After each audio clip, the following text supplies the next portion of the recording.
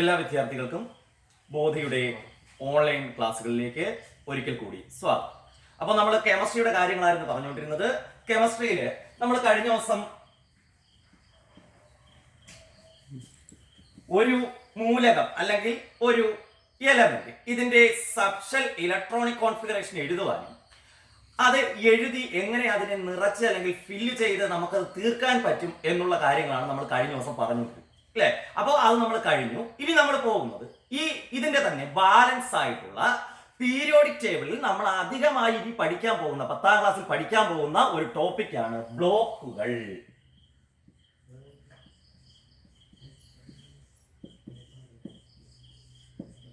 അപ്പോൾ പീരിയോഡിക് ടേബിളിൽ നമുക്ക് അറിയാവുന്ന ഒരു കാര്യം, നമ്മൾ 9ൽ പഠിച്ചിട്ടുള്ള കാര്യം എന്ന് പറയുന്നത്, ഒരു പീരിയോഡിക് ടേബിൾ എടുത്താൽ അതിൽ 18 ഗ്രൂപ്പുകൾ കാണുമെന്നും 7 പീരിയഡുകൾ കാണുമെന്നും നമ്മൾ 9ാം ക്ലാസ്സിൽ പഠിച്ചതാണ്, ഇല്ലേ? ഇനി അധികമായിട്ട് നമ്മൾ 10ാം ക്ലാസ്സിലേക്ക് എത്തുമ്പോൾ പഠിക്കുന്ന കാര്യം എന്ന് പറയുന്നത്, ഇതിൽ തന്നെ പീരിയോഡിക് ടേബിളിൽ തന്നെ വീണ്ടും അഡീഷണൽ ആയിട്ട് കാണപ്പെടുന്നതാണ് ബ്ലോക്കുകൾ. കേട്ടല്ലോ? അപ്പൊ ബ്ലോക്കുകളെ കുറിച്ചാണ് നമ്മൾ നോക്കാൻ പോകുന്നത്, ഇല്ലേ? നമുക്ക് എത്ര സബ്ഷെല്ലുകൾ ഉണ്ടെന്ന് നമുക്കറിയാം. എസ്, പി, ഡി, എഫ്, ഇങ്ങനെ 4 സബ്ഷെല്ലുകളാണ് നമുക്കുള്ളത്, അല്ലെ? സബ്ഷെല്ലിന്റെ കാര്യത്തിൽ നമുക്ക് ഡൗട്ട് ഒന്നും ഇല്ല, 4 സബ്ഷെല്ലുകൾ. അപ്പൊ എത്ര ബ്ലോക്ക് ഉണ്ടെന്ന് ചോദിച്ചു കഴിഞ്ഞാൽ അതിന്റെ ആൻസറും 4 തന്നെയാണ്. അപ്പോ ബ്ലോക്കുകൾ എത്രയാണെന്ന് ചോദിച്ചാൽ എത്ര സബ്ഷെൽ ഉണ്ടെന്ന് നോക്കിയാൽ മതി. എത്ര സബ്ഷെൽ ഉണ്ട്? നമുക്ക് 4 സബ്ഷെല്ലുണ്ട്. അപ്പൊ എത്ര ബ്ലോക്കുകൾ കാണും? 4 ബ്ലോക്കുകൾ. ആ ബ്ലോക്കുകളുടെ പേരുകളും എളുപ്പമാണ്. അതെ, എസ് ബ്ലോക്ക്, അല്ലേ? അടുത്തത് പി ബ്ലോക്ക്, അടുത്തത് ഡി ബ്ലോക്ക്, അടുത്തത് എഫ് ബ്ലോക്ക്. ഇങ്ങനെ 4 ബ്ലോക്കുകൾ. അപ്പൊ 4 ബ്ലോക്കുകൾ എന്ന് പറയുന്നത് S block, P block, D block, F block, ഇല്ലേ? ഇനി നമുക്ക് ഇതിന്റെ അകത്ത് വരുന്ന ഗ്രൂപ്പുകളെ പരിചയപ്പെടാം. ഓരോന്നായിട്ട് നോക്കിക്കോളൂ. എസ് ബ്ലോക്ക് എന്ന് പറയുന്നത്, ഇല്ലേ? എസ് ബ്ലോക്കിൽ വരുന്ന മൂലകങ്ങൾ എന്ന് പറയുന്നത് 1ഉം 2ഉം ഗ്രൂപ്പിലെ മൂലകങ്ങൾ. അപ്പൊ 1ാമത്തെ ഗ്രൂപ്പിലെ മൂലകങ്ങളെയും 2ാമത്തെ ഗ്രൂപ്പിലെ മൂലകങ്ങളെയും ഒരുമിച്ച് ചേർത്ത് വിളിക്കുന്ന പേരാണ് എസ് ബ്ലോക്ക്, അല്ലെ? ഇതിന്റെ അകത്ത് നമുക്കറിയാവുന്ന മറ്റൊരു കാര്യം, 1ാമത്തെ ഗ്രൂപ്പിന്റെ പേര് നമുക്കറിയാം. 1ാമത്തെ ഗ്രൂപ്പാണ്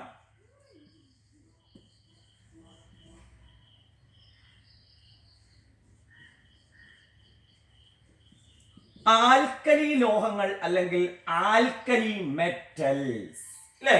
2ാമത്തെ ഗ്രൂപ്പിന്റെ പേര് നമുക്കറിയാം. 2ആണ് ആൽക്കലൈൻ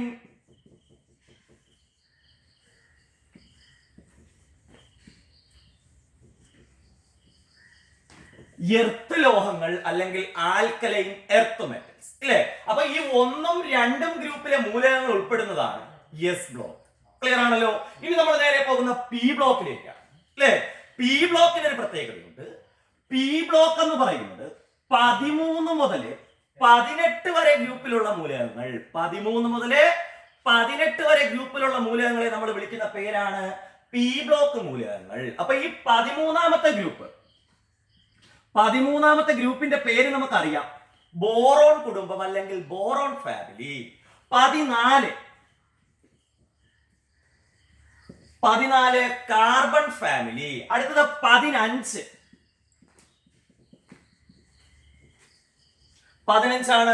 നൈട്രജൻ ഫാമിലി. അത് കഴിഞ്ഞാൽ അടുത്തത് 16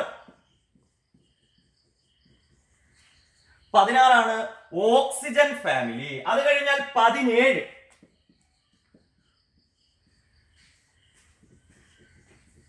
17ാമത്തെ ഗ്രൂപ്പിലെ മൂലകങ്ങളെ വിളിക്കുന്ന പേരാണ് ഹാലജനുകൾ. ഇനിയുള്ളത് 18ാം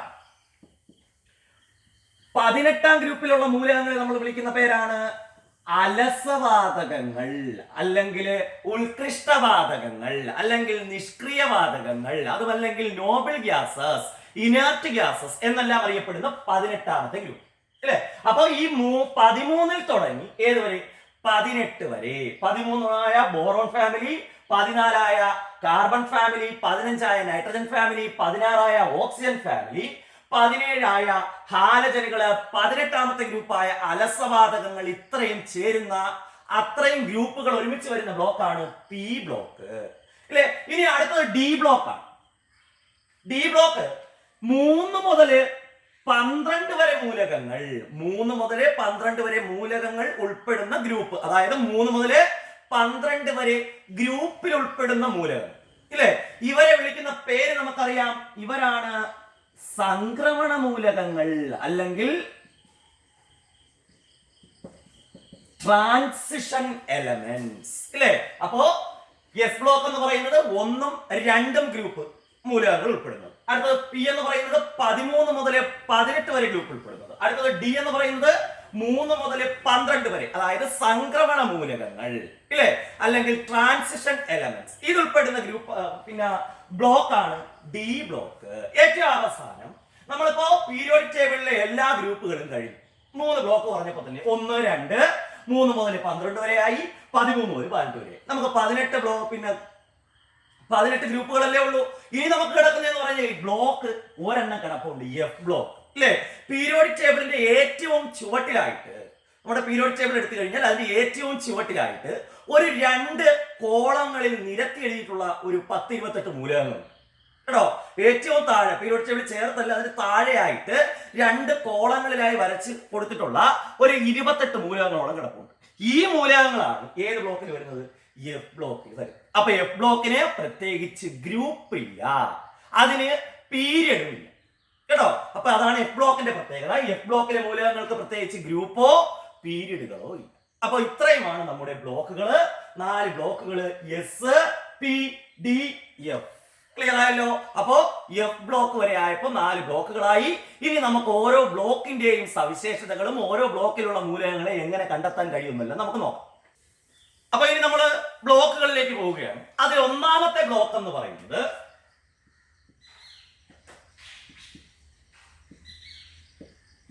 എസ് ബ്ലോക്ക് കേട്ടോ. അപ്പൊ ഒന്നാമത്തെ ബ്ലോക്ക് ഏതാണ്? എസ് ബ്ലോക്ക് ആണ് ഒന്നാമത്തെ ബ്ലോക്ക്. ഇനി നമുക്ക് എസ് ബ്ലോക്കിനെ എങ്ങനെ കണ്ടെത്താമെന്ന് നോക്കിയോ, എസ് ബ്ലോക്ക് മൂലകങ്ങളെ. അപ്പോ നമ്മള് ഒരു മൂലകം ഞാൻ എഴുതുകയാണ്, അല്ലെങ്കിൽ ഒരു എലമെന്റ് സോഡിയം, ആറ്റോമിക് നമ്പർ 11 ആണ്. ഇതിന്റെ ഇലക്ട്രോണിക് കോൺഫിഗറേഷൻ എഴുതാൻ നമ്മൾ പഠിച്ചു, അല്ലെങ്കിൽ ഇലക്ട്രോൺ വിന്യാസം എഴുതാൻ പഠിച്ചിട്ടുണ്ട്. 1s2, 2s2, 2p6, 3s1 ഇല്ലേ. ഇത് നമുക്ക് എഴുതാൻ അറിയാമോ ഇല്ലേ. ഇനി നമ്മൾ നോക്കുന്നത് ഇതിന്റെ ബ്ലോക്ക് എങ്ങനെ കണ്ടെത്തും ഇല്ലേ. ബ്ലോക്ക് കണ്ടെത്താൻ എളുപ്പമാണ്, എല്ലാ ബ്ലോക്കുകളെയും കണ്ടെത്താൻ എളുപ്പമാണ്. 4 ബ്ലോക്കുകൾ പറഞ്ഞല്ലോ. ഈ 4 ബ്ലോക്കുകളെയും നമുക്ക് കണ്ടെത്താൻ വളരെ സിമ്പിൾ ആണ്. ഒരൊറ്റ കാര്യം നോക്കിയാൽ മതി കേട്ടല്ലോ. അവസാനത്തെ ഇലക്ട്രോൺ നിറഞ്ഞിരിക്കുന്ന സബ്ഷെൽ ഏതാണെന്ന് നോക്കുക. ഏതിലാണെങ്കിലും, ഇപ്പോ എസ് ബ്ലോക്കിലാണെങ്കിൽ അതിന്റെ അവസാനത്തെ ഇലക്ട്രോൺ നിറഞ്ഞിരിക്കുന്ന, അല്ലെങ്കിൽ നമ്മൾ കറക്റ്റ് മലയാളത്തിൽ പറഞ്ഞാൽ ഇലക്ട്രോൺ പൂരണം നടക്കുന്നത് എന്നാണ് നമ്മൾ കറക്റ്റ് വാക്ക് പറയുന്നത്. ഇലക്ട്രോൺ പൂരണം നടക്കുന്നത് കേട്ടോ.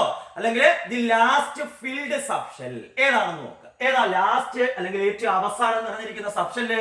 ഇലക്ട്രോൺ പൂരണം ചെയ്യപ്പെട്ട സബ്ഷെല്ല് 3s സബ്ഷെല്ല് ഇല്ലേ. അപ്പൊ അതിന്റെ ബ്ലോക്ക് ഏതാണ്? S block. ക്ലിയർ ആയില്ലേ. അപ്പൊ ബ്ലോക്ക് കണ്ടെത്താൻ എല്ലാ ബ്ലോക്കുകൾക്കും ഒറ്റ രീതിയാണ്. അവസാനം നിറഞ്ഞിരിക്കുന്ന സബ്ഷെല്ല് ഏതാണെന്ന് നോക്കുക, ആ സബ്ഷെൽ ആയിരിക്കും അതിന്റെ ബ്ലോക്ക്. ഇവിടെ എസ് ബ്ലോക്കിൽ അവസാനം അല്ലെങ്കിൽ എസ് സബ്ഷെല്ലിൽ അവസാനം നിറഞ്ഞത് കൊണ്ട് അതേത് block? S block.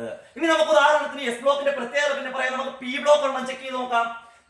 Aluminium atomic number 13 ആണ് ഇല്ലേ. അലൂമിനിയത്തിന്റെ ആറ്റോമിക് നമ്പർ 13 ആണ്. നമുക്ക് ഇതിന്റെ ഇലക്ട്രോണിക് കോൺഫിഗറേഷൻ ഒന്ന് എഴുതി നോക്കാം.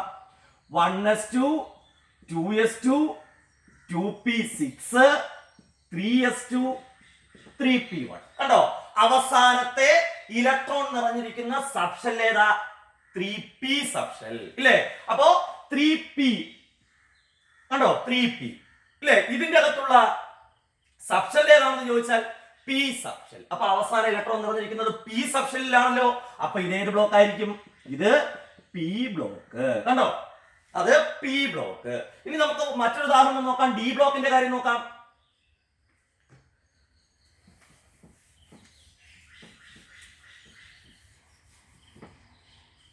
ഡി ബ്ലോക്കിന്റെ കാര്യം എടുക്കുമ്പോഴത്തേക്ക് നമ്മൾ സ്കാൻ ചെയ്യാം. ആറ്റോമിക് നമ്പർ 21 ആണ്. 1s2, 2s2, 2p6, 3s2, 3p6. അടുത്ത് ഞാൻ എന്താ പറഞ്ഞത്? 3d എഴുതിയിടുക. ഫില്ലില്ലോ 3d എഴുതിയിടുക. എന്നിട്ട് എവിടെ പോവുക?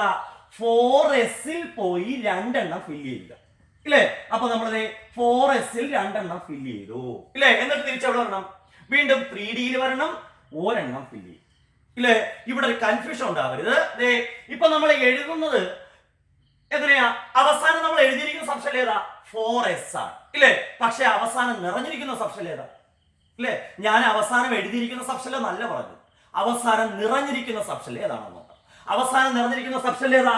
3d സബ്ഷെല്ലാണ്. കണ്ടോ ഇല്ലേ? 3d അല്ലേ അവസാനം നിറഞ്ഞിരിക്കുന്നത്. അപ്പോ അത് ഏത് ബ്ലോക്കാ?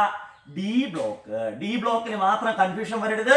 അവസാനം എഴുതിയിരിക്കുന്ന സബ്ഷെൽ ഒരിക്കലും നോക്കരുത് കേട്ടോ. കാരണം ഡി ബ്ലോക്ക് നമ്മൾ എഴുതുമ്പോഴത്തേന് ഇവിടെ എഴുതി വന്ന 3p കഴിഞ്ഞാൽ 3d എഴുതി ഇടുകയേ ഉള്ളൂ, ഫില്ല് ചെയ്യത്തില്ല. നമ്മളവിടെ പോകും, 4s പോയി 2 എണ്ണം ഫില്ല് ചെയ്ത് തിരിച്ചവിടെ വരും, വീണ്ടും 3d വന്നാണ് അടുത്ത ഫില്ല് ചെയ്യും ഇല്ലേ? അപ്പൊ അവസാനം നിറഞ്ഞിരിക്കുന്ന സബ്ഷെൽ ഏതാ?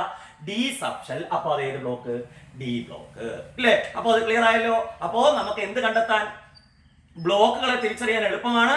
ഏറ്റവും അവസാനം നിറഞ്ഞിരിക്കുന്ന സബ്ഷെൽ ഏതാണെന്ന് നോക്കും ഇല്ലേ? ആ സബ്ഷെല്ല് അതായിരിക്കും അതിന്റെ ബ്ലോക്ക്. അതായത് അവസാനം ഇലക്ട്രോൺ പൂരണം നടന്ന സബ്ഷെൽ ഏതാണോ ആ സബ്ഷെല്ലായിരിക്കും അതിന്റെ ബ്ലോക്ക്. ക്ലിയർ ആണല്ലോ ഇല്ലേ? ഇനി നമുക്ക് ഓരോ ബ്ലോക്കുകളായിട്ട് എടുക്കാം. ഒന്നാമത്തെ ബ്ലോക്കിലേക്ക് നമുക്ക് പോകാം, എസ് ബ്ലോക്ക്. അപ്പൊ എസ് ബ്ലോക്കിന്റെ പ്രത്യേകതകളും അതിന്റെ ഗ്രൂപ്പും പീരീഡും ഒക്കെ കണ്ടുപിടിക്കുന്ന കാര്യങ്ങളൊക്കെ നമുക്കൊന്ന് നോക്കാം. ഓക്കെ, അപ്പൊ എസ് ബ്ലോക്കിന്റെ പ്രത്യേകതകൾ നമ്മൾ പഠിക്കാൻ പോവുകയാണ്. എസ് ബ്ലോക്ക് കണ്ടുപിടിക്കാൻ നമുക്കറിയാം ഇല്ലേ? അപ്പോ അത് തന്നെയാണ് അതിന്റെ ഒന്നാമത്തെ പ്രത്യേകതയായിട്ട് അങ്ങ് പഠിക്കുക. അവസാന ഇലക്ട്രോൺ നിറയുന്നത് ഏത് സബ്ഷെല്ലിലായിരിക്കും? എസ് സബ്ഷെല്ലിലായിരിക്കും. അവസാന ഇലക്ട്രോൺ നിറയുന്ന സബ്ഷെൽ ഏതാണ്? S subshell. അങ്ങനെയാണെങ്കിൽ അത് ഏത് ബ്ലോക്ക്? S block. ക്ലിയർ ആണല്ലോ. ഇനി നമ്മൾ രണ്ടാമതൊരു പ്രത്യേകത നേരത്തെ പറഞ്ഞു, 1ഉം 2ഉം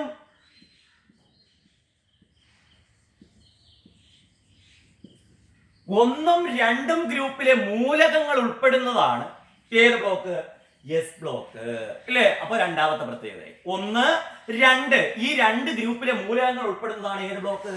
എസ് ബ്ലോക്ക്. ക്ലിയർ ആണല്ലോ ഇല്ലേ?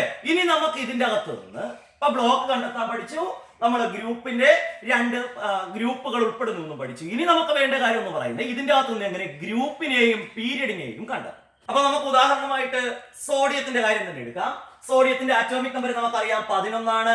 അപ്പൊ അതിന്റെ ഇലക്ട്രോണിക് കോൺഫിഗറേഷൻ എഴുതാനും നമുക്കറിയാം 1s2, 2s2, 2p6, 3s1. Already നമ്മൾ കുറെ പ്രാവശ്യം എഴുതി നോക്കിയതാണ് ഇല്ലേ?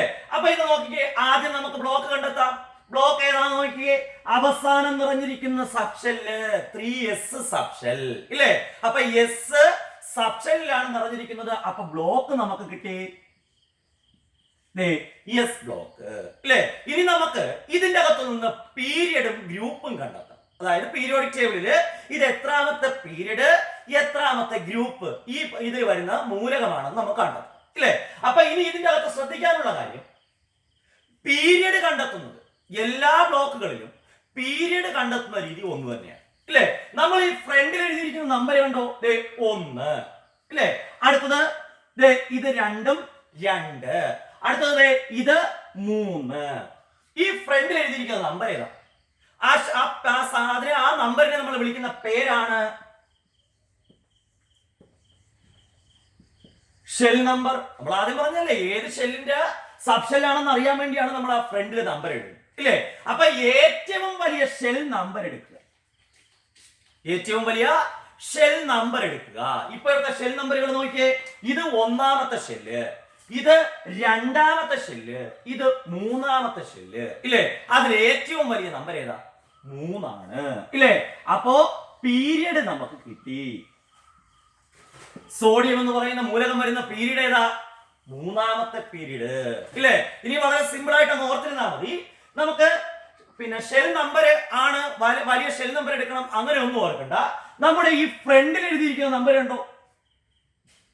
ഈ ഫ്രണ്ടിൽ എഴുതിയിരിക്കുന്ന നമ്പർ, ഇവിടെ ഫ്രണ്ടിൽ എഴുതിയിരിക്കുന്ന നമ്പർ 1 ആണ്, ഇവിടെ ഫ്രണ്ടിൽ എഴുതിയിരിക്കുന്ന നമ്പർ 2 ആണ്, ഇവിടെ ഫ്രണ്ടിൽ എഴുതിയിരിക്കുന്ന നമ്പർ 3 ആണ് അല്ലേ? അതിൽ ഏറ്റവും വലിയ നമ്പർ അങ്ങ് എടുത്ത് എഴുതിയാൽ മതി. അതാണ് പീരിയഡ്. എല്ലാ ബ്ലോക്കിനും ഇത് കോമൺ ആണ് കേട്ടോ. ഏത് ബ്ലോക്ക് എടുത്താലും എസ് ആണെങ്കിലും പി ആണെങ്കിലും ഡി ആണെങ്കിലും എഫ് ആണെങ്കിലും അതിന്റെ പീരിയഡ് എന്ന് പറയുന്നത് ഏറ്റവും വലിയ ഷെൽ നമ്പർ ഇല്ലേ? ഇവിടെ നമുക്ക് ഏറ്റവും വലിയ ഷെൽ നമ്പർ എന്ന് പറയുന്നത് 3 ആണ്. അപ്പൊ കോമൺ ആയിട്ട് ഓർത്തിരിക്കുക, ഫ്രണ്ടിൽ കിടക്കുന്ന നമ്പർ മുകളിൽ കിടക്കുന്ന ഇലക്ട്രോണിന്റെ എണ്ണമാണ്, അതിനെയല്ല എടുക്കാനുള്ളത്. ഫ്രണ്ടിൽ കിടക്കുന്ന നമ്പറിൽ ഏറ്റവും വലുത് ഇല്ലേ? അതായിരിക്കും അതിന്റെ പീരീഡ്. അപ്പൊ ഇതിന്റെ പീരീഡ് നമുക്ക് എത്രയെന്ന് കിട്ടി? 3 എന്ന് കിട്ടി. ഇനി നമുക്കുള്ളത് ഗ്രൂപ്പാണ് ഇല്ലേ? സോഡിയം ഉൾപ്പെടുന്ന ഗ്രൂപ്പ് കണ്ടെത്താൻ നമുക്ക് വേണ്ടിയ കാര്യം എന്ന് പറഞ്ഞാൽ ആദ്യം ഇതിന്റെ ബ്ലോക്കുകൾ കറക്റ്റ് ആയിട്ട് കണ്ടെത്തണം. ഇല്ലെന്നുണ്ടെങ്കിൽ ഗ്രൂപ്പ് കണ്ടെത്തുമ്പോൾ തെറ്റും, പീരീഡ് തെറ്റി വരില്ല. കാരണം പീരീഡ് കണ്ടെത്താൻ നമുക്ക് എളുപ്പമാണ്, ഏറ്റവും വലിയ നമ്പർ എടുക്കാൻ, അതെല്ലാത്തിലും കോമൺ ആണ് ഇല്ലേ. പക്ഷേ ഗ്രൂപ്പ് കണ്ടെത്താൻ ഓരോന്നിനും ഓരോ ബ്ലോക്കിനും ഓരോ രീതികളാണ് ഇല്ലേ. അപ്പൊ നമുക്ക് ആദ്യം എസ് ബ്ലോക്കിന്റെ എങ്ങനെ കണ്ടെത്തുമോ നോക്കാം. ഇത് നോക്കിക്കേ, എസ് ബ്ലോക്ക് കണ്ടോ, എസ് ബ്ലോക്കിന്റെ അവസാനത്തെ ഇലക്ട്രോൺ നിറയുന്നപ്പോ അല്ലെങ്കിൽ പൂരണം നടക്കുന്ന എവിടെയാണ് നമുക്കറിയാം അല്ലേ. Last electron is filled in the S subshell അല്ലേ. അപ്പൊ ആ ലാസ്റ്റ് സബ്ഷെൽ അങ്ങോട്ട് എടുക്കുക 3s. അതിന്റെ അകത്ത് എത്ര ഇലക്ട്രോൺ നിറഞ്ഞിട്ടുണ്ടെന്ന് നോക്കുക, അല്ലെങ്കിൽ എത്ര ഇലക്ട്രോൺ പൂരണം ചെയ്തിട്ടുണ്ട് എന്ന് നോക്കുക. എത്ര ഇലക്ട്രോണിനെ അവിടെ പൂരണം ചെയ്തിരിക്കുന്നത്? 1 ഇലക്ട്രോൺ. അപ്പൊ അതിന്റെ ഗ്രൂപ്പ് 1. ക്ലിയർ ആയല്ലോ. അപ്പോ യെസ്, ആദ്യം നമ്മൾ എന്ത് ചെയ്യുന്നു, യെസ് ബ്ലോക്ക് ആണോ എന്ന് കണ്ടെത്തുന്നു. അതിന് എന്ത് ചെയ്താൽ മതി, അവസാനത്തെ ഇലക്ട്രോൺ പൂരണം നിറഞ്ഞിരിക്കുന്നത് അല്ലെങ്കിൽ അവസാന ഇലക്ട്രോൺ ഫില്ല് ചെയ്തിരിക്കുന്നത് എവിടെയാണോ നോക്കുക, ഏതിലാണോ നോക്കുക, എസ് സബ്ഷെല്ലിലാണോ നോക്കുക. ആണെങ്കിൽ അത് എസ് ബ്ലോക്ക്. അപ്പൊ ഒരു കാര്യം ക്ലിയർ ആയിരുന്നു ഇല്ലേ. അത് കഴിഞ്ഞിട്ട് ഇതിന്റെ പീരീഡ് എന്ന് പറയുന്നത് ഏറ്റവും വലിയ ഷെൽ നമ്പറിന്റെ പകരമാണ് ഞാൻ എളുപ്പത്തിൽ പറഞ്ഞു തന്നെ. എന്ത് ചെയ്താൽ മതി, ഫ്രണ്ടിൽ കിടക്കുന്ന നമ്പറിൽ ഏറ്റവും വലുത് എടുക്കുക. ഫ്രണ്ടിൽ കിടക്കുന്ന നമ്പറിൽ ഏറ്റവും വലുതെന്ന് പറയുന്നത് ഇവിടെ എത്രയാ, 3. അപ്പൊ പീരീഡ് കിട്ടി 3. ഇനി അടുത്ത നോക്കിയേ, ഗ്രൂപ്പ് ഇല്ലേ. ഗ്രൂപ്പ് എങ്ങനെ കണ്ടെത്തും? എസ് സബ്ഷെല്ലാണ് അവസാനം നിറഞ്ഞിരിക്കുന്നതെങ്കിൽ എസ് ബ്ലോക്ക് ആണെന്ന് അറിയാം ഇല്ലേ. എസ് ബ്ലോക്ക് ആണെങ്കിൽ അവസാനം നിറഞ്ഞിരിക്കുന്ന സബ്ഷെല്ലിൽ നിന്ന് ഏത് മാത്രം എടുത്താൽ മതി, ആ ഇലക്ട്രോണിന്റെ എണ്ണം മാത്രം എടുത്താൽ മതി. എത്രയെന്ന് കിട്ടി, ഗ്രൂപ്പ് 1 കിട്ടി ഇല്ലേ. അപ്പൊ എസ് ബ്ലോക്കിന്റെ പ്രത്യേകത എന്ന് പറഞ്ഞാൽ എസ് ബ്ലോക്കിന്റെ എല്ലാ ക്വസ്റ്റ്യന്റെയും ആൻസറുകൾ എഴുതാൻ, അതായത് നമ്മൾ ഗ്രൂപ്പ് ചോദിച്ചാലും പീരീഡ് ചോദിച്ചാലും ബ്ലോക്ക് ചോദിച്ചാലും ഏത് എഴുതാനും നമുക്ക് അതിന്റെ അവസാനത്തെ ഒരൊറ്റ സബ്ഷെല്ല് മതി. ബാക്കിയുള്ള ഒഴിവാക്കിയിട്ട് നോക്കിയാൽ മതി. സംശയം ഉണ്ടെങ്കിൽ നോക്കിക്കോ, ഇത്രയും കാര്യങ്ങൾ നമ്മൾ അവിടെ ഉപയോഗിച്ചിട്ടില്ല. നമ്മൾ ഒരൊറ്റ സബ്ഷെല്ല് വെച്ചാണ് നമ്മൾ അതിൽ എഴുതിയത്. 3s സബ്ഷെല്ല് ഉപയോഗിച്ചാണ് നമ്മൾ ഈ ക്വസ്റ്റ്യന്റെ എല്ലാം ആൻസർ എഴുതി ഇല്ലേ. നമുക്ക് ഒരു ഉദാഹരണം കൂടെ നോക്കാം. കാൽസ്യം ആറ്റോമിക് നമ്പർ 20 ആണ്. കാൽസ്യത്തിന്റെ ആറ്റോമിക് നമ്പർ 20 ആണ്. നമുക്ക് ഇതിന്റെ സബ്ഷെൽ ഇലക്ട്രോണിക് കോൺഫിഗറേഷൻ ഒന്ന് എഴുതി നോക്കാം. 1s2 2s2 2p6 3s2 3p6. ഇപ്പൊ 18 ആയി ഇല്ലേ. അടുത്ത നിറയുന്ന സബ്ഷെൽ ഏതാ, 4s സബ്ഷെല്ലാണ് അടുത്ത നിറയുന്ന സബ്ഷെല്ല് ഇല്ലേ. പക്ഷേ ആ 4sൽ ഇലക്ട്രോണുകളെല്ലാം തീരുമെങ്കിൽ നമ്മൾ 3d എഴുതേണ്ട ആവശ്യമുണ്ടോ? 3d എഴുതേണ്ട ആവശ്യമില്ല. അപ്പോൾ നമ്മൾ എന്ത് ചെയ്യുന്നു, 4s2 കണ്ടോ, ഏതിന്റെയായി, കാൽസ്യത്തിന്റെ സബ്ഷെൽ ഇലക്ട്രോണിക് കോൺഫിഗറേഷൻ അല്ലെങ്കിൽ സബ്ഷെൽ ഇലക്ട്രോൺ വിന്യാസമായി ആണല്ലോ. ഇനി നമ്മൾ നോക്കുന്നത് ഇതിന്റെ അകത്ത് അവസാനത്തെ ഇലക്ട്രോൺ എവിടെ നിറഞ്ഞിരിക്കുന്നു എന്നാണ്. അവസാന ഇലക്ട്രോൺ നിറഞ്ഞിരിക്കുന്ന ഏതിലാണ്, 4sലാണ്. അപ്പൊ ബ്ലോക്ക് നമുക്ക് കിട്ടി. സിമ്പിൾ അല്ലേ ബ്ലോക്ക്. ബ്ലോക്ക് ഏതാ, സിമ്പിൾ ആയിട്ട് ആൻസർ കിട്ടി, എസ് ബ്ലോക്ക് ഇല്ലേ. എസ് ബ്ലോക്ക് ആണെങ്കിൽ പിന്നെ നമുക്ക് ഇതിനെ ഒന്നും നോക്കേണ്ട ആവശ്യമില്ല ഇല്ലേ. ഈ ഫ്രണ്ടിൽ എഴുതിയിരിക്കുന്ന നമ്പറിൽ ഏറ്റവും വലിയ നമ്പർ ഏതാ, ഇത് 1, ഇത് 2, 3, 4. അതിനകത്ത് ഏറ്റവും വലിയ നമ്പർ 4 ആണ്. അപ്പോ പീരിയഡ് കിട്ടി. പീരിയഡ് എത്രയാണ്, 4 ആണ് ഇല്ലേ. അടുത്ത നമുക്കുള്ളത് ഗ്രൂപ്പ് ആണല്ലോ ഇല്ലേ. എസ് ബ്ലോക്ക് ആണെന്ന് കിട്ടിക്കഴിഞ്ഞാൽ ഗ്രൂപ്പ് കണ്ടുപിടിക്കാൻ നമ്മൾ എന്ത് ചെയ്താൽ മതി, ഇതിന്റെ അകത്ത് അവസാനത്തെ സബ്ഷെല്ലിൽ എത്ര ഇലക്ട്രോൺ ഉണ്ടെന്ന് നോക്കുക. ഇവിടെ എത്ര ഇലക്ട്രോൺ ഉണ്ട്, നേരത്തെ സോഡിയത്തിൽ 1 ആയിരുന്നു, കാൽസ്യത്തിൽ വന്നപ്പോ എത്ര എണ്ണം ഉണ്ട്, 2 എണ്ണം. അപ്പൊ ഗ്രൂപ്പ് എത്രയാ, 2. ക്ലിയർ ആണല്ലോ. അപ്പൊ ഇങ്ങനെയാണ് നമ്മൾ ഏതിന്റെ അകത്ത്, എസ് ബ്ലോക്കിന്റെ അകത്ത് ബ്ലോക്കിനെ തിരിച്ചറിയുന്നു, പീരിയഡ് കണ്ടെത്തുന്നു, ഗ്രൂപ്പ് കണ്ടെത്തുന്നു. അപ്പൊ ഇത്രയും കാര്യങ്ങൾ ക്ലിയർ ആയല്ലോ. ഇനി നമുക്ക് ഇതിന്റെ മറ്റു ചില പ്രത്യേകതകളിലേക്ക് പോകാം. എസ് ബ്ലോക്കിൽ അപ്പോ നമ്മൾ എസ് ബ്ലോക്കിന്റെ അകത്ത് അതിന്റെ ബ്ലോക്ക് കണ്ടെത്താനും ഗ്രൂപ്പ് കണ്ടെത്താനും പീരിയഡ് കണ്ടെത്താനും എല്ലാം പഠിച്ചു അല്ലേ. ഇനി നമുക്ക് വീണ്ടും 9ാം ക്ലാസ്സിലെ ചെറിയ പോർഷനിലേക്ക് പോകാം. 9ാം ക്ലാസ്സിൽ നമ്മൾ പഠിച്ചിട്ടുള്ള 1-2 കാര്യങ്ങൾ. ഒന്ന്, വാലൻസി അല്ലെങ്കിൽ സംയോജകത എന്താണെന്നും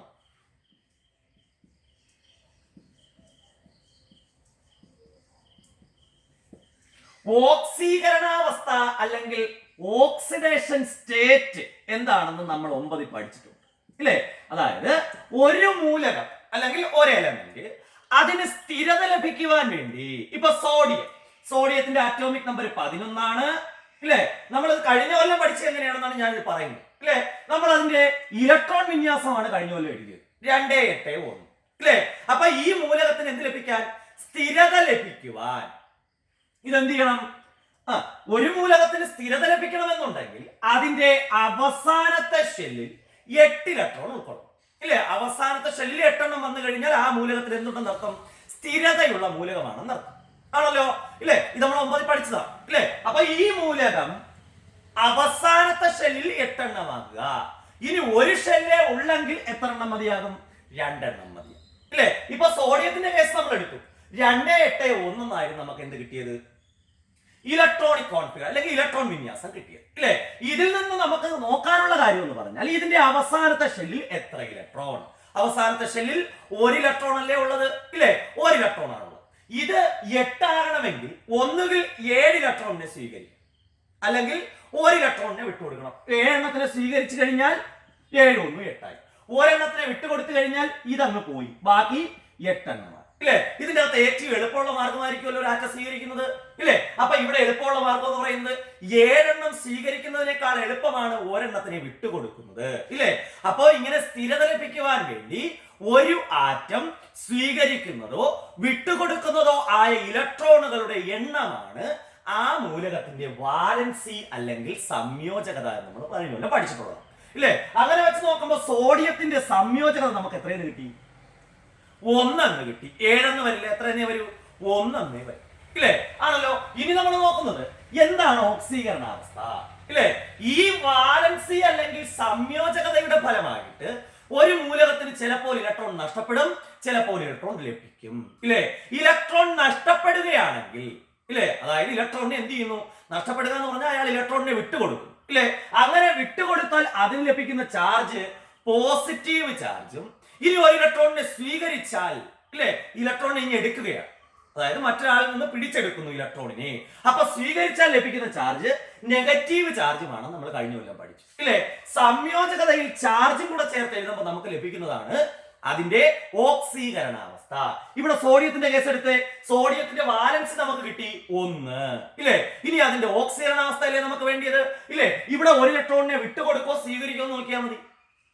ഒരു ഇലക്ട്രോണിനെ വിട്ടുകൊടുക്കുന്നതല്ലേ എളുപ്പം. അപ്പൊ വിട്ടുകൊടുക്കുമ്പോൾ ലഭിക്കുന്ന ചാർജ് ഇട്ടാൽ മതി, +1 ആണല്ലോ. അപ്പൊ എന്താണ് വാലൻസി, എന്താണ് ഓക്സീകരണാവസ്ഥ? ഇല്ലേ? ഇത് നമ്മൾ കഴിഞ്ഞ കൊല്ലം പഠിച്ചതാണ്. സോഡിയത്തിന്റെ ഓക്സീകരണാവസ്ഥ എങ്ങനെ കണ്ടുപിടിക്കും, സോഡിയത്തിന്റെ വാലൻസി അല്ലെങ്കിൽ സംയോജകത എങ്ങനെ കണ്ടുപിടിക്കും എന്നുള്ളത്. ഇപ്രാവശ്യം നമ്മൾ ഇതിനെ മാറ്റിയിട്ട് ഏതുമായിട്ട് ബന്ധപ്പെടുത്തി എടുക്കുകയാണ്? സബ്ഷെല്ലുകളുമായി ബന്ധപ്പെട്ടെടുക്കും. കേട്ടല്ലോ? അപ്പൊ നമുക്ക് ആദ്യം ഇതിന്റെ സബ്ഷെല്ലുകൾ ഉപയോഗിച്ച് ഇതിന്റെ വാലൻസിയും ഓക്സീകരണാവസ്ഥയും എങ്ങനെ കണ്ടുപിടിക്കാൻ പറ്റുമെന്ന് നമുക്കൊന്ന് നോക്കാം. അപ്പൊ നമുക്ക് ഇപ്പൊ സോഡിയത്തിന്റെ കാര്യം തന്നെ വീണ്ടും എടുക്കാം. സോഡിയത്തിന്റെ അറ്റോമിക് നമ്പർ 11 ആണ്. 1s2 2s2 2p6 3s1. ഇല്ലേ? ഇവിടെ നമ്മൾ കഴിഞ്ഞ കൊല്ലം പഠിച്ച ഷെല്ല് വെച്ച് നോക്കാം, ഇപ്പൊ പഠിക്കുന്ന സബ് ഷെല്ല് വെച്ച് നോക്കാം. എങ്ങനെ എടുത്താലും കറക്റ്റ് ആണ്. ഇല്ലേ? അവിടെ നോക്കാം, ഇവിടെ ബ്ലോക്ക് നമുക്ക് കിട്ടി, എസ് ബ്ലോക്ക് ആണല്ലോ. ഇനി നമ്മൾ നോക്കുന്നത് ഇതിന്റെ ഷെല്ലുകൾ. ഒന്നാമത്തെ ഷെല്ലിൽ 2 ഇലക്ട്രോൺ, രണ്ടാമത്തെ ഷെല്ലിൽ എത്ര ഇലക്ട്രോൺ ഉണ്ടെന്ന് നോക്കി. ഇതല്ലേ രണ്ടാമത്തെ ഷെല്ല്, ഇത് രണ്ടും രണ്ടാമത്തെ ഷെല്ലാണ്. ഇല്ലേ? അപ്പൊ 6 2 8. മൂന്നാമത്തെ ഷെല്ലിൽ എത്ര എണ്ണം ഉണ്ട്? 1 എണ്ണം. ഇല്ലേ? അപ്പൊ ആ ഷെല്ലിന്റെ അടുത്ത് മൂന്നാമത്തെ ഷെല്ല്. ഇല്ലേ? അപ്പോ ആ മൂന്നാമത്തെ ഷെല്ലിൽ 1 ഇലക്ട്രോൺ. ഇല്ലേ? ഇനി നമുക്ക് കഴിഞ്ഞ കൊല്ലം പഠിച്ച അതേ രീതി വീണ്ടും ആവർത്തിക്കുക. ഒന്നുകിൽ 7 എണ്ണം സ്വീകരിക്കുക, അല്ലെങ്കിൽ 1 എണ്ണം വിട്ടുകൊടുക്കുക. ഏത് എളുപ്പം? 1 എണ്ണം വിട്ടുകൊടുക്കുന്നത്. അപ്പോ നമുക്ക് വാലൻസി കിട്ടി, അല്ലെങ്കിൽ സംയോജകത നമുക്ക് കിട്ടി. എത്രയെന്ന് കിട്ടി? 1 കിട്ടി. 1 എണ്ണത്തിനെ വിട്ടുകൊടുക്കുന്നതല്ലേ എളുപ്പം. അപ്പോ 1 കിട്ടി. ഇനി നമുക്ക് ഇതിന്റെ ഓക്സീകരണാവസ്ഥ കണ്ടുപിടിക്കാം.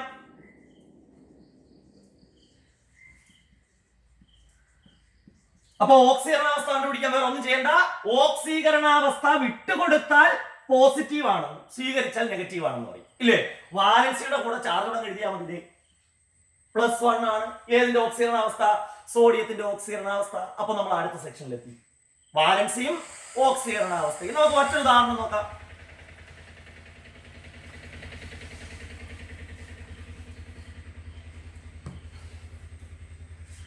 മറ്റൊരു ഉദാഹരണം എന്ന് പറയുമ്പോൾ നമുക്ക് വേണമെങ്കിൽ ലിഥിയം എടുക്കാം. ലിഥിയത്തിന്റെ അറ്റോമിക് നമ്പർ 3 ആണ്. 1s2 2s1. അത് നമ്മൾ പറഞ്ഞ കാര്യങ്ങളെല്ലാം ഒന്നുകൂടെ ഇതിനകത്ത് അപ്ലൈ ചെയ്ത് നോക്കാം. ബ്ലോക്ക് ഏത് വരും? ബ്ലോക്ക് അവസാനം നടന്നിരിക്കുന്ന സബ്ഷെൽ 2s എസ് ബ്ലോക്ക്. കണ്ടോ? പീരീഡ് എത്ര വരും? എത്ര ഫ്രണ്ടിൽ എഴുതിയിരിക്കുന്ന നമ്പറിൽ ഏറ്റവും വലുതേതാ? 2. അപ്പൊ രണ്ടാമത്തെ പീരീഡ്. ഇനി ഗ്രൂപ്പ് നോക്കിയേ, അവസാനം നടന്നിരിക്കുന്ന സബ്ഷെല്ലിൽ എത്ര ഇലക്ട്രോൺ ഉണ്ട്? 1. ഇല്ലേ? ഇനി നമുക്ക് ബ്ലോക്ക് നമുക്ക് കിട്ടി, എസ് ബ്ലോക്ക് ആണെന്ന് കിട്ടി, ഇല്ലേ? അങ്ങനെയാണെങ്കിൽ ഇതിന്റെ സംയോജകത കണ്ടുപിടിക്കാൻ വേറെ ഒന്നും ചെയ്യണ്ട, അല്ലെങ്കിൽ വാലൻസി കണ്ടുപിടിക്കാൻ ഒന്നും ചെയ്യണ്ട. അവസാനം നിറഞ്ഞിരിക്കുന്ന സബ്ഷെല്ലിൽ എത്ര ഇലക്ട്രോൺ ഉണ്ടെന്ന് നോക്കുക. അവസാനം നിറഞ്ഞിരിക്കുന്ന സബ്ഷെല്ലിൽ എത്ര ഇലക്ട്രോൺ ഉണ്ട്? 1 ഇലക്ട്രോൺ. അത് തന്നെയായിരിക്കും അതിന്റെ വാലൻസി. സിമ്പിൾ ആയിട്ട് പറയുകയാണെങ്കിൽ അങ്ങനെ പഠിച്ചു വെച്ചിരുന്നത് കേട്ടോ, ഇല്ലേ? അവസാനത്തെ നിറഞ്ഞിരിക്കുന്ന സബ്ഷെല്ലിൽ എത്ര ഇലക്ട്രോൺ ഉണ്ടോ അതല്ലേ അതിന്റെ ഗ്രൂപ്പ്, ഇല്ലേ? എസ് ബ്ലോക്കിന്റെ ഗ്രൂപ്പ്. അപ്പൊ അതേപോലെ തന്നെയാണ് വാലൻസിയും അങ്ങനെ തന്നെ കാൽക്കുലേറ്റ് ചെയ്യുക. അല്ലെങ്കിൽ ഷെല്ലുകൾ എടുക്കുക. അതെ, ഒന്നാമത്തെ ഷെല്ലിൽ 2, പിന്നെ രണ്ടാമത്തെ ഷെല്ല് എടുക്കുക, രണ്ടാമത്തെ ഷെല്ലിൽ 1. ഇനി നമ്മൾ നേരത്തെ പറഞ്ഞ അതേ രീതി എടുക്കുക. ഒന്നുകിൽ 7 സ്വീകരിക്കുക, അല്ലെങ്കിൽ 1 വിട്ടുകൊടുക്കുക. ഏതാ എളുപ്പം? 1 വിട്ടുകൊടുക്കുക. അപ്പൊ വാലൻസി നമുക്ക് എത്രയെന്ന് കിട്ടും? വാലൻസി 1 കിട്ടും, ഇല്ലേ? ഇനി അടുത്തതിന്റെ ഓക്സീകരണാവസ്ഥയോ അല്ലെങ്കിൽ ഓക്സിഡേഷൻ സ്റ്റേറ്റ്, ഓക്സീകരണാവസ്ഥ അല്ലെങ്കിൽ ഓക്സിഡേഷൻ സ്റ്റേറ്റ് എത്രയെന്ന് കിട്ടും? വിട്ടുകൊടുക്കുകയല്ലേ ചെയ്യുന്നത്. അപ്പൊ ചാർജ് പ്ലസ് ചാർജ് +1. ക്ലിയർ ആയല്ലോ? അപ്പോ ഇതാണ് ഓക്സീകരണാവസ്ഥയും വാലൻസിയും കണ്ടുപിടിക്കുന്ന രീതി. ക്ലിയർ അല്ലേ? ഇനി നമുക്ക് ഈ ഗ്രൂപ്പുകളുടെ പ്രത്യേകത നോക്കാം. നമ്മൾ 9ാം ക്ലാസ്സിൽ പഠിച്ചിട്ടുള്ള 2 ഗ്രൂപ്പുകളാണ് ആൽക്കലി ലോഹങ്ങളും ആൽക്കലൈൻ എർത്ത് ലോഹങ്ങളും, ഇല്ലേ? അവരുടെ പ്രത്യേകതകൾ തന്നെയാണ് ഈ ബ്ലോക്കിനുള്ള പ്രത്യേകതകൾ. അപ്പൊ അതൊന്ന് ചെക്ക് ചെയ്ത് നോക്കാം. ഒന്നാമത്തെ ഗ്രൂപ്പ് ഫസ്റ്റ് ഗ്രൂപ്പാണ്. നമുക്കറിയാം അയാളുടെ പേര്, ആൽക്കലി മെറ്റൽസ്. അപ്പൊ ഫസ്റ്റ് ഗ്രൂപ്പ് ഏതാണ്? Alkali metals. ഇനി നമ്മൾ കഴിഞ്ഞ കൊല്ലം പഠിച്ചു വെച്ച് നോക്കിയാൽ മതി, ഇല്ലേ? കഴിഞ്ഞ കൊല്ലം നമ്മൾ പഠിച്ചിട്ടുള്ളതാണ് ആൽക്കലി മെറ്റൽസ് അല്ലെങ്കിൽ 1ാം ഗ്രൂപ്പ് മൂലകങ്ങളുടെ പൊതുവായ വാലൻസി 1 ആയിരിക്കും കേട്ടോ. അതിന്റെ പൊതുവായ ഓക്സീകരണാവസ്ഥ, അതിന്റെ അകത്തുള്ള ഏതൊരു മൂലകം എടുത്താലും അതിന്റെ ഓക്സീകരണാവസ്ഥ +1 ആയി. ക്ലിയർ ആണല്ലോ? ഇനി അടുത്ത് നമ്മൾ 2ാം ഗ്രൂപ്പ് നോക്കാം. 2ാം ഗ്രൂപ്പ് ആകുമ്പോൾ ആൽക്കലൈൻ എർത്ത് മെറ്റൽസ്. കണ്ടോ, 2ാം ഗ്രൂപ്പ് ഏതാണ്? ആൽക്കലൈൻ എർത്ത് മെറ്റൽസ് ആണ്. ഇതല്ലേ 2ാമത്തെ ഗ്രൂപ്പ്. ഈ 2ാം ഗ്രൂപ്പിൽ വരുമ്പോഴത്തേന് നമുക്ക് ഇതിന്റെ ഓക്സീകരണാവസ്ഥയും കഴിഞ്ഞ കൊല്ലം പഠിച്ചിട്ടുള്ളതാണ്. വാലൻസിയും ഓക്സീകരണാവസ്ഥയും എല്ലാം കോമൺ ആണ് കേട്ടോ. 2ാമത്തെ ഗ്രൂപ്പിൽ ഏത് മൂലകം എടുത്താലും, ബെർലിയം എടുത്താലും, മഗ്നീഷ്യം എടുത്താലും, കാൽസ്യം എടുത്താലും എല്ലാം അവരുടെ ഓക്സീകരണാവസ്ഥകളും വാലൻസികൾ എന്ന് പറയുന്നത് നോക്കിക്കോ 2 ആയിരിക്കും ഓക്സീകരണാവസ്ഥ കേട്ടോ. സോറി, 2 ആയിരിക്കും വാലൻസി. ഓക്സീകരണാവസ്ഥ +2 ആയിരിക്കും. ക്ലിയർ ആണല്ലോ അത്, ഇല്ലേ? അപ്പൊ ഇത് നമുക്ക് എഴുതി നോക്കണമെന്നില്ല, കാണാതെ പഠിച്ചു വെച്ചിരുന്നാലും മതി. ഇനി നമുക്ക് കാണാതെ പഠിച്ചു വെക്കുന്നതിനെക്കാട്ടി എളുപ്പമാണ് എഴുതി നോക്കുന്നത്. അപ്പൊ ഉദാഹരണം നോക്കിയാൽ ബെർലിയത്തിന്റെ അറ്റോമിക് നമ്പർ 4 ആണ്. 1s2 2s2. നമുക്ക് ഇത്രയും മതി. ഇതിൽ നിന്ന് നമുക്ക് എല്ലാ ക്വസ്റ്റിന്റെ ആൻസറും കിട്ടും കേട്ടോ. എസ് ബ്ലോക്ക്, 2ാമത്തെ പീരീഡ്, 2ാമത്തെ ഗ്രൂപ്പ്, 2 വാലൻസി +2 ഓക്സീകരണാവസ്ഥ. സിമ്പിൾ ആണ് കേട്ടല്ലോ. എസ് ബ്ലോക്ക് വളരെ സിമ്പിൾ ആയിട്ടുള്ള ബ്ലോക്കാണ് കേട്ടോ. ഇനി എസ് ബ്ലോക്കിന്റെ അകത്തുള്ള മൂലകങ്ങളുടെ മറ്റു ചില പ്രത്യേകതകൾ നോക്കിക്കോ.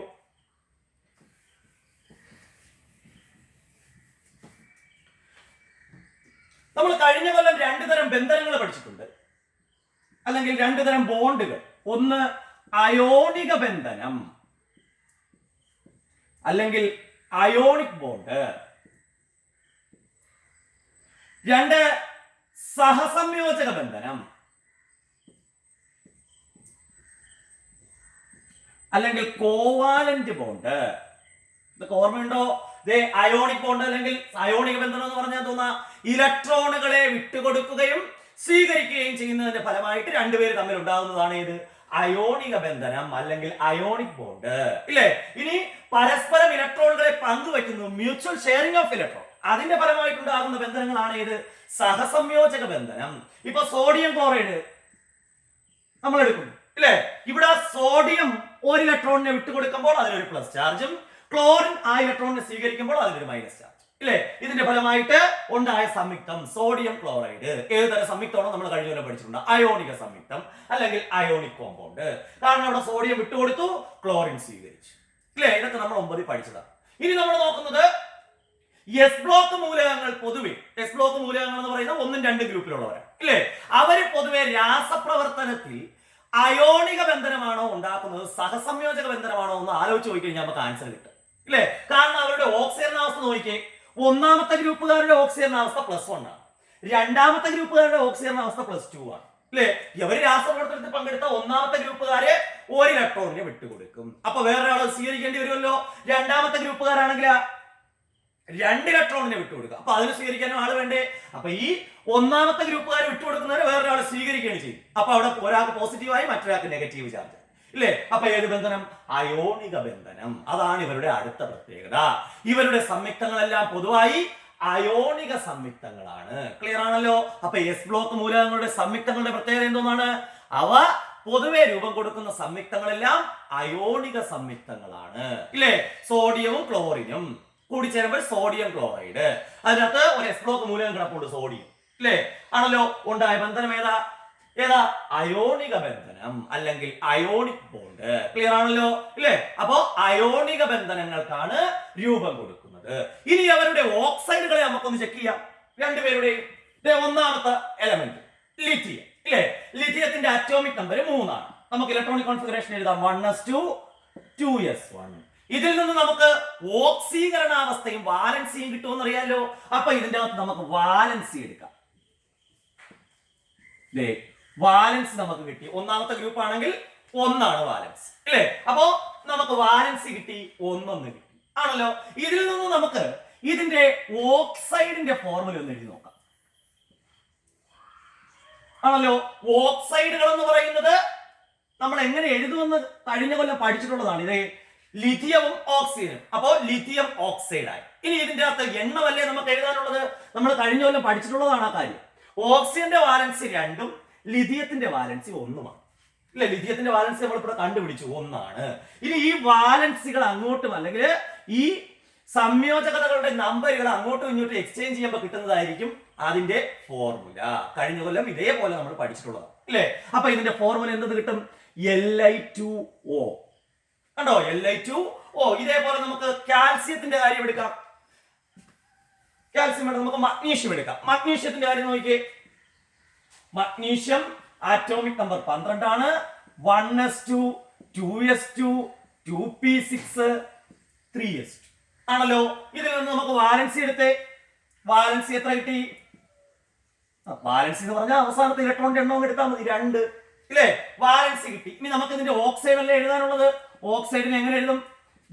മഗ്നീഷ്യവും ഓക്സിജനും. മഗ്നീഷ്യം ഓക്സൈഡ് ആയി. ഇനി നമുക്ക് എണ്ണം എടുക്കണം ഇല്ലേ? ഓക്സിജന്റെ വാലൻസി 2 ആണ്. കാരണം ഓക്സിജൻ ആറ്റോമിക് നമ്പർ 8 ആണ്. 2 6 വരും ഇല്ലേ? അപ്പോ ഇതെന്ത് ചെയ്യണം? 2 ഇലക്ട്രോണിനെ സ്വീകരിക്കേണ്ടി. അപ്പൊ അതിന്റെ വാലൻസി 2 ആണ് ഇല്ലേ? അപ്പൊ ഈ 2 നമ്മൾ ഇവിടെ എഴുതി. മഗ്നീഷ്യത്തിന്റെ വാലൻസി നമ്മൾ കണ്ടുപിടിച്ചു, അതും 2 ആണ് ഇല്ലേ? 2 വാലൻസികളും ഒരേപോലെ ആണെങ്കിൽ നമുക്ക് ഇതിൽ കോമൺ ഫാക്ടർ കൊണ്ട് ഡിവൈഡ് ചെയ്യാം. എത്രയാത്? 2 കൊണ്ട് ഡിവൈഡ് 2 അങ്ങ് പോവും. ആൻസർ എന്ത് കിട്ടും? മഗ്നീഷ്യത്തിന്റെ ഓക്സൈഡ് മഗ്നീഷ്യം ഓക്സൈഡ് MgO എന്നും നേരത്തെ നമ്മൾ ലിഥിയത്തിന്റെ ഓക്സൈഡ് Li2O എന്നും കിട്ടും. മനസ്സിലായല്ലോ? അപ്പൊ ഇതാണ് അതിന്റെ ഓക്സൈഡുകളുടെ പ്രത്യേകത. ഇനി അവരുടെ ഓക്സീകരണാവസ്ഥകളായി, വാലൻസിയായി, ഓക്സൈഡുകളായി, ഗ്രൂപ്പായി, ബ്ലോക്കായി, പീരിയഡ് അല്ലെ? ഇനി ഒരു ചെറിയ കാര്യം കൂടി ഉള്ളൂ. ഇലക്ട്രോ നെഗറ്റിവിറ്റിയുടെ പ്രത്യേകത എന്തായിരിക്കും? ഇലക്ട്രോ നെഗറ്റിവിറ്റി, എസ് ബ്ലോക്ക് മൂലകങ്ങളുടെ ഇലക്ട്രോ നെഗറ്റിവിറ്റി. നമ്മള് പീരിയോഡിക് ടേബിൾ കഴിഞ്ഞ കൊല്ലം പഠിച്ച പീരിയോഡിക് ടേബിൾ അതേപോലെ ഓർത്ത് വെച്ചാൽ മാത്രമേ ഇതിനകത്ത് കുറെ ക്വസ്റ്റിന്റെ ആൻസറുകൾ നമുക്ക് എഴുതാൻ പറ്റൂ. നമുക്ക് അതൊന്ന് ചെക്ക് ചെയ്യാം. അപ്പൊ നമുക്ക് എസ് ബ്ലോക്ക് മൂലകങ്ങളുടെ ഇലക്ട്രോ നെഗറ്റീവ് സ്വഭാവം ഒന്ന് ചെക്ക് ചെയ്യാം. നമ്മൾ കഴിഞ്ഞ കൊല്ലം പഠിച്ചിട്ടുണ്ട് പീരിയോഡിക് ടേബിൾ ഇങ്ങനെ കിടക്കുകയാണെന്നുണ്ടെങ്കിൽ അല്ലെ, ഇത് പീരിയോഡിക് ടേബിൾ ആണെന്നുണ്ടെങ്കിൽ ഇവിടെ നിന്നും അങ്ങോട്ട് പോകുമ്പോൾ ഇലക്ട്രോ നെഗറ്റീവ് സ്വഭാവം കൂടുമെന്നും മുകളിൽ നിന്ന് താഴേക്ക് വരുമ്പോൾ ഇലക്ട്രോ നെഗറ്റീവ് സ്വഭാവം കുറയുമെന്നും പഠിച്ചിട്ടുണ്ട് ഇല്ലേ? ഇവർ കിടക്കുന്നത് എസ് ബ്ലോക്ക് എന്ന് പറയുന്ന 1ഉം 2 ഗ്രൂപ്പിലല്ലേ കിടക്കുന്നത്.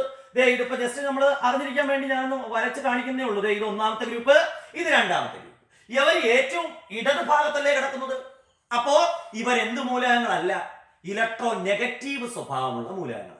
എന്താ ഇലക്ട്രോ നെഗറ്റിവിറ്റിയും പോസിറ്റിവിറ്റി എന്നുള്ളത് അറിയാലോ ഇല്ലേ? രാസപ്രവർത്തനത്തിൽ ഇലക്ട്രോണുകളെ എന്ത് ചെയ്യുന്ന വിട്ടുകൊടുക്കുകയാണെങ്കിൽ, അങ്ങനെ വിട്ടുകൊടുക്കുകയാണെങ്കിൽ അല്ലെങ്കിൽ ലോസ് ചെയ്യുകയാണെങ്കിൽ അവരാണ് ഇലക്ട്രോ പോസിറ്റീവ് ഇല്ലേ? അക്സെപ്റ്റ് ചെയ്യുന്നു അല്ലെങ്കിൽ സ്വീകരിക്കുന്നവരാണെങ്കിൽ അവരാണ് ഇലക്ട്രോ നെഗറ്റീവ്.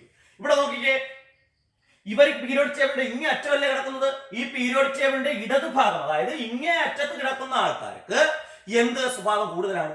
ഇലക്ട്രോ പോസിറ്റീവ് സ്വഭാവം കൂടുതലും ഇലക്ട്രോ നെഗറ്റീവ് സ്വഭാവം കുറവുമായിരിക്കും. കേട്ടോ. അപ്പൊ ഇവര് ഏത് സ്വഭാവം പ്രകടിപ്പിക്കുന്ന മൂലകങ്ങളാണെന്ന് നമുക്ക് കഴിഞ്ഞ കൊല്ലത്തെ പീരിയോഡിക് ടേബിളിൽ നിന്ന് കിട്ടും അല്ലേ, ആ ചാപ്റ്ററിൽ നിന്ന് കിട്ടും. ഇവർ ഏത് സ്വഭാവം ഉള്ളതാ? ഇലക്ട്രോ പോസിറ്റീവ് സ്വഭാവം. അപ്പൊ എന്ത് കുറവായിരിക്കും? ഇലക്ട്രോ നെഗറ്റീവ് സ്വഭാവം കുറവുള്ളവരാണ് ആര്? എസ് ബ്ലോക്ക് മൂലകങ്ങൾ. കേട്ടല്ലോ. ഇനി എസ് ബ്ലോക്ക് മൂലകങ്ങളിൽ വരുന്നത് 1ഉം 2ഉം അല്ലേ, അവയെല്ലാം ലോഹങ്ങളാണ്. എസ് ബ്ലോക്ക് മൂലകങ്ങളുടെ എല്ലാ മൂലകങ്ങളും ലോഹങ്ങളാണ് കേട്ടോ. അതായത് ഇവിടെ നിന്ന് അങ്ങോട്ട് പോകുമ്പോൾ, നമ്മള് ഇടത്തു നിന്നും വലത്തേക്ക് പോകുമ്പോൾ ലോഹ സ്വഭാവം കുറയുന്നു ഇല്ലേ. അതായത് പിന്നെ ലോഹ സ്വഭാവം കൂടുതൽ കാണിക്കുന്നവർ ഈ പീരിയോഡിക് ടേബിളിന്റെ ഇങ്ങേയറ്റം, അതായത് 1ഉം 2ഉം 3ലൊക്കെ ആയിരിക്കും കിടക്കുന്നത്. അങ്ങോട്ട് പോയി 16ഉം 17ലൊക്കെ ചെല്ലുമ്പോൾ ലോഹ സ്വഭാവം കുറയും, അലോഹ സ്വഭാവം കൂടും. ഇതൊക്കെ നമ്മൾ 9ാം ക്ലാസ്സിൽ പഠിച്ചതാണ് ഇല്ലേ. അപ്പൊ ഇത്രയും കാര്യങ്ങളാണ് എസ് ബ്ലോക്ക് മൂലകങ്ങൾ എന്നുള്ള ഒരു പോർഷനിൽ വരും ഇല്ലേ. അപ്പൊ എസ് ബ്ലോക്ക് മൂലകങ്ങളുടെ സവിശേഷതകൾ എന്തൊക്കെയായിരുന്നു? അവസാന ഇലക്ട്രോൺ പൂരണം നടക്കുന്നത്, അല്ലെങ്കിൽ last electron is filled in the S subshell ഇല്ലേ. ഇനി ഇതിനകത്ത് വരുന്ന മൂലകങ്ങളും ഗ്രൂപ്പുകളും മൂലകങ്ങളും ഏതൊക്കെയാണ്? 1ഉം 2ഉം 1 and first and second group elements are coming under S block elements ഇല്ലേ. ഇനി അതിനകത്ത് വരുന്ന മൂലകങ്ങളുടെ കോമൺ ആയിട്ടുള്ള പേരുകൾ: ഒന്നാമത്തെ group alkaline metals, 2 alkaline earth metals. പിന്നെ നമ്മൾ പറഞ്ഞത് അപ്പൊ 1ഉം 2ഉം ആണ് ഇല്ലേ. പിന്നെ നമ്മൾ പറഞ്ഞത് they all S block elements are metal. S block മൂലകങ്ങളെല്ലാം ലോഹങ്ങളാണ് ഇല്ലേ. പിന്നെ നമ്മൾ പറഞ്ഞ കാര്യം they have a low electronegativity property and high electropositive property. ഇവർക്ക് ഇലക്ട്രോ നെഗറ്റിവിറ്റി സ്വഭാവം കുറവും ഇലക്ട്രോ പോസിറ്റിവിറ്റി സ്വഭാവം കൂടുതലും ആണല്ലോ. ഇനി ഇവരുടെ ഓക്സീകരണാവസ്ഥ നമ്മൾ പറഞ്ഞു. 1ആം ഗ്രൂപ്പ് ആണെങ്കിൽ +1 ഓക്സീകരണാവസ്ഥ, 2ആം ഗ്രൂപ്പ് ആണെങ്കിൽ +2 ഓക്സീകരണാവസ്ഥ. ഇവരുടെ ഓക്സൈഡുകളെ കണ്ടുപിടിക്കാനും പറഞ്ഞു. ഇതിന്റെ വാലൻസുകൾ എടുത്ത് എഴുതുക, എന്നിട്ട് എന്ത് ചെയ്യുക? അങ്ങോട്ടും ഇങ്ങോട്ടും എക്സ്ചേഞ്ച് ചെയ്ത് എഴുതുക, ഓക്സൈഡുകൾ ലഭിക്കും ആണല്ലോ. ഇനി ഒരൊറ്റ പ്രത്യേകത കൂടെ ഉള്ളൂ, അതാണ് അയോണീകരണ ഊർജം. ഈ അയോണീകരണ ഊർജവും നമുക്കറിയാം. എല്ലാം നമ്മൾ 9ാം ക്ലാസ്സിൽ പഠിച്ച കാര്യങ്ങൾ വീണ്ടും ആവർത്തിക്കുക കേട്ടോ. അയോണീകരണ ഊർജം എന്ന് പറഞ്ഞാൽ പീരിയോഡിക് ടേബിളിന്റെ ഇടത്തു നിന്നും വലത്തേക്ക് പോകുമ്പോൾ ഇല്ലേ, അയോണീകരണ ഊർജം അല്ലെങ്കിൽ അയണൈസേഷൻ എനർജി എന്താണ് നമ്മൾ 9ൽ പഠിച്ചിട്ടുണ്ട്. The least energy required for an atom ഇല്ലേ, അത് ഗേഷ്യസ് ഫോമിലുള്ള ഒരു ആറ്റം ആണെങ്കിൽ അതിൽ നിന്നും ഒരു ഇലക്ട്രോണിനെ എന്ത് ചെയ്യണം? നമുക്ക് അതിന്റെ ഔട്ടർ മോസ്റ്റ് ഷെല്ലിൽ നിന്ന് റിമൂവ് ചെയ്യാൻ വേണ്ടിയ ഏറ്റവും കുറഞ്ഞ ഊർജ്ജമാണ് ഇത് അയോണീകരണ ഊർജ്ജം ആണല്ലോ, അല്ലെങ്കിൽ അയണൈസേഷൻ. ഒരു ഇലക്ട്രോണിനെ കളയാൻ വേണ്ടി ഏറ്റവും കുറഞ്ഞ ഊർജ്ജം. കോമൺ ആയിട്ട് അങ്ങനെ അങ്ങ് ഓർത്ത് വെച്ചേക്കാം ഇല്ലേ. ബാക്കി ഡീറ്റെയിൽസ് നമ്മൾ 9ൽ പഠിച്ചതാണ് അല്ലേ. അപ്പൊ ഈ അയോണീകരണ ഊർജ്ജം എന്ന് പറഞ്ഞാൽ ആറ്റത്തിന്റെ സൈസ് കുറയുന്നതിനനുസരിച്ച് അയോണീകരണ ഊർജ്ജം കൂടുമെന്നാണ് നമ്മൾ കഴിഞ്ഞ കൊല്ലം പഠിച്ചത് അല്ലേ. അപ്പൊ പീരിയോഡിക് ടേബിളിന്റെ ഇവിടെ നിന്ന് അങ്ങോട്ട് പോകുമ്പോൾ ആറ്റത്തിന്റെ വലിപ്പം കുറയുമെന്ന് നമ്മൾ പഠിച്ചിട്ടുണ്ട് ഇല്ലേ. അപ്പൊ ഇവിടെ കിടക്കുന്ന ആൾക്കാർക്ക് എന്ത് കൂടുതലായിരിക്കും? സൈസ് കൂടുതലായിരിക്കും ഇല്ലേ. ആറ്റത്തിന്റെ കോമൺ ആയിട്ടുള്ള വലിപ്പം എങ്ങനെയായിരിക്കും? ഇവിടെ നിന്ന് അങ്ങോട്ട് പോകുമ്പോഴത്തേന് എന്ത് ചെയ്തുകൊണ്ടിരിക്കും? ആറ്റത്തിന്റെ സൈസ് എന്ത് ചെയ്യും? ഡിക്രീസ് ചെയ്യും. കാരണം ഔട്ടർ മോസ്റ്റിലുള്ള ഇലക്ട്രോണിന്റെ എണ്ണം എന്ത് ചെയ്തുകൊണ്ടിരിക്കും? കൂടിക്കൊണ്ടിരിക്കും. അതിനനുസരിച്ച് അട്രാക്ഷൻ കൂടും, അപ്പോ വലിപ്പം കുറയും ഇല്ലേ. അപ്പോ അയണൈസേഷൻ പഠിച്ചുള്ള കാര്യം എങ്ങനെയാ? നമ്മൾ 9ലെ കാര്യം ഒന്ന് ആലോചിച്ച് നോക്കിയാൽ മതി. ആറ്റത്തിന്റെ വലിപ്പം കൂടിയാൽ അയോണീകരണ ഊർജം കുറയും. കാരണം നമുക്ക് പെട്ടെന്ന് എന്ത് ചെയ്യാൻ പറ്റും? ഒരു ഇലക്ട്രോണിനെ അതിൽ നിന്ന് നീക്കം ചെയ്യാൻ പറ്റും ഇല്ലേ. അപ്പൊ എസ് ബ്ലോക്ക് മൂലകങ്ങൾ കിടക്കുന്ന ഇങ്ങേറ്റത്തല്ലേ എവിടെ കിടക്കണമെന്ന് വെച്ചോ എസ് ബ്ലോക്ക് ഇല്ലേ. അപ്പൊ എസ് ബ്ലോക്ക് മൂലകങ്ങൾക്ക് പൊതുവെ ആറ്റത്തിന്റെ വലിപ്പം എങ്ങനെയായിരിക്കും? കൂടുതലായിരിക്കും ഇല്ലേ. അപ്പൊ എന്ത് കുറയും? അയോണീകരണ ഊർജം കുറയും. വളരെ കുറച്ച് ഊർജം ഉണ്ടെങ്കിൽ എന്ത് ചെയ്യാൻ പറ്റും? നമുക്ക് ഇതിന്റെ ഇലക്ട്രോണിനെ ഇതിൽ നിന്ന് നീക്കം ചെയ്യാൻ പറ്റും കേട്ടല്ലോ. അപ്പൊ അയോണീകരണ ഊർജം കുറവായിരിക്കും കേട്ടോ. അടുത്തൊരു പ്രത്യേകതയായി അയോണീകരണ ഊർജം കുറവായിരിക്കും. കോമൺ ആയിട്ട് ഇത്രയും പ്രത്യേകതകളാണ് ഏത് ബ്ലോക്കിനുള്ളത്? എസ് ബ്ലോക്ക് മൂലകങ്ങൾക്കുള്ളത് കേട്ടല്ലോ. ക്ലിയർ ആയല്ലോ. അപ്പൊ നമ്മുടെ എക്സാമിന്റെ ഒരു ക്വസ്റ്റ്യൻ ഈ എസ് ബ്ലോക്കിൽ നിന്ന് കാണാം. ക്ലിയർ ആണല്ലോ. അപ്പൊ എസ് ബ്ലോക്ക് മൂലകങ്ങൾ ഓക്കെ ആയി. എസ് ബ്ലോക്ക് മൂലകങ്ങളുടെ ഇലക്ട്രോൺ വിന്യാസം എഴുതാൻ, അതിൽ നിന്ന് ബ്ലോക്ക് കണ്ടെത്താൻ, എസ് ബ്ലോക്ക് ആണെന്ന് കണ്ടു കഴിഞ്ഞാൽ പീരീഡ് കണ്ടെത്തുക, അതിൽ നിന്ന് പിന്നെ ഗ്രൂപ്പ് കണ്ടെത്തുക. ഗ്രൂപ്പ് കണ്ടെത്തി കഴിഞ്ഞാൽ നമുക്ക് പിന്നെ അതിൽ നിന്ന് സിമ്പിൾ ആയിട്ട് ഓക്സീകരണാവസ്ഥ കിട്ടും, അതിന്റെ വാലൻസി അല്ലെങ്കിൽ സംയോജകത കിട്ടും അല്ലെ. അതിൽ നിന്ന് ഓക്സീകരണാവസ്ഥയും സംയോജകത ഏത് കിട്ടിയാലും നമുക്ക് അതിന്റെ ഓക്സൈഡുകൾ എഴുതാൻ എളുപ്പമാണ്. പിന്നെ അതിന്റെ ഇലക്ട്രോ പോസിറ്റീവ് സ്വഭാവവും പിന്നെ കുറഞ്ഞ അയോണീകരണ ഊർജ്ജം കേട്ടല്ലോ. അയോണീകരണ ഊർജ്ജമൊക്കെ നമ്മൾ 9ാം ക്ലാസ്സിന് ബേസ് ചെയ്ത് വേണം പഠിക്കാൻ കേട്ടോ. ഞാൻ ജസ്റ്റ് എല്ലാം ഒരു പ്രാവശ്യം ഒന്ന് പറഞ്ഞിട്ടുണ്ട്. ക്ലിയർ ആണല്ലോ. അപ്പൊ എസ് ബ്ലോക്ക് ഓക്കെ കഴിഞ്ഞു. ഇനി അടുത്ത് നമുക്ക് രണ്ടാമത്തെ ബ്ലോക്കിലേക്ക് പോകണം. രണ്ടാമത്തെ ബ്ലോക്കാണ് പി ബ്ലോക്ക് കേട്ടല്ലോ. അപ്പൊ നമുക്ക് പി ബ്ലോക്കിലെ കാര്യങ്ങൾ ചർച്ച ചെയ്യാം. അല്ലേ? അപ്പൊ ഇതിന്റെ നോട്ട് തയ്യാറാക്കി നിങ്ങളുടെ ക്ലാസ് ടീച്ചർമാരെ ഏൽപ്പിക്കണം. എന്തെങ്കിലും ഡൗട്ടുകൾ ഉണ്ടെങ്കിൽ ക്ലാസ് ടീച്ചറെ അറിയിക്കുക. അപ്പോൾ അടുത്ത ക്ലാസ്സിൽ നമുക്ക് വീണ്ടും കാണാം. അടുത്ത ബ്ലോക്ക് നമുക്ക് അടുത്ത ക്ലാസ്സിൽ ചർച്ച ചെയ്യാം.